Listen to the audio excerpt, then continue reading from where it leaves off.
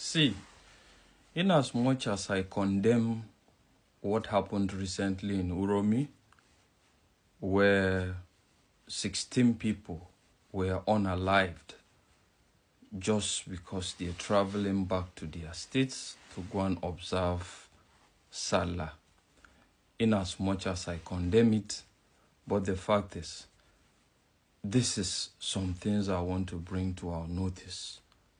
The fact that I don't look at this whole situation as a kind of an attack on a particular religious group, and because they are not my religion, they are not my brothers. I am from the north, and every northerner, irrespective of your religion, irrespective of your tribe, you're my brother.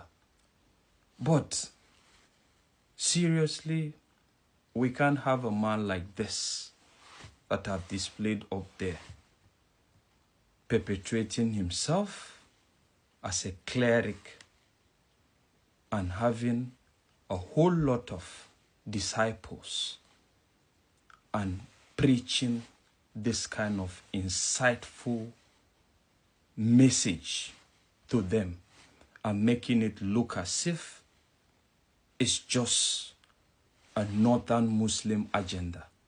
It's not a northern Muslim agenda. It's a northern and a human agenda. As long as you're a normal human being, every life is sacred.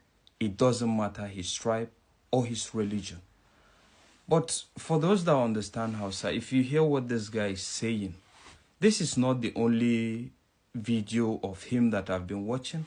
I've been listening to quite a lot of his messages. And if you look at it, it's all about a kind of still creating divisive religious ideologies. Where is it going to take us? Let's tell ourselves the truth. Okay, if you listen to what he's saying now, well, I don't disagree with some that he's saying, where he talks about that if the country should divide, it will be good. But look at this ideology of division. It's going to be divided across Odudua, across Biafra, then Muslim or Islamic land. Where are you getting that division? I thought it's supposed to be a northern state.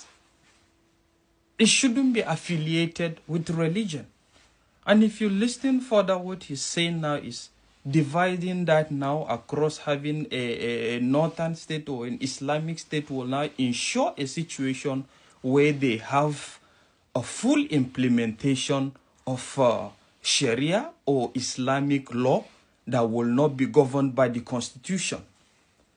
Where are you living out now the minority or other northerners like me that are not of the same religion with you? So I'm a non-entity, or I have to comply. If you listen further, he's still talking about then we'll know the infidels among us, we'll know them well.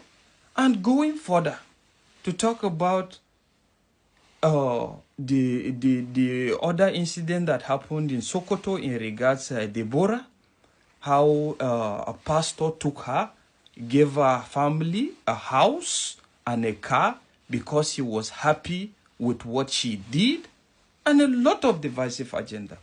And funny enough, the government is not looking into this. But I tell you, if we allow such a man to keep perpetuating himself as a cleric scholar, inciting people that are not reasonable, because the last time I checked, I tell you, I still maintain my standard. You have a lot of good Islams that I still repeat, and I still tell you that one of the best person I can vouch my life on is a Muslim. But with this kind of man, I'm telling you, all I see is disaster in waiting. And a lot will endorse this his message. And I remember we having some conversations with some objective and reasonable Muslims where we talk about the fact that the North need to stop fighting itself.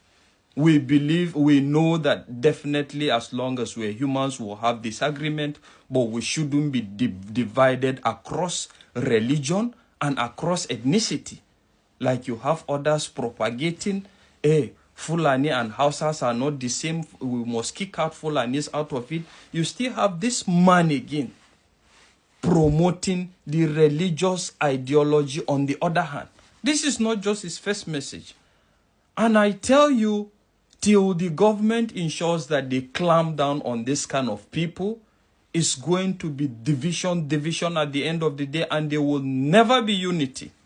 And just like I keep saying, I'm still going to reiterate the fact that we need to come to terms with each other as far as North is concerned.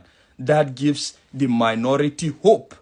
We need to go beyond our religious and our tribal differences. And that is when we will command respect and good things will come. We can't have this kind of people.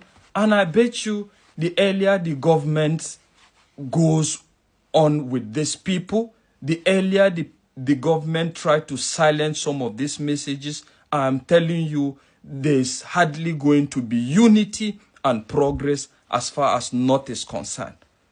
Once again, I condemn the killing totally. The people that were unalived are my brothers, irrespective of their religion or their tribe.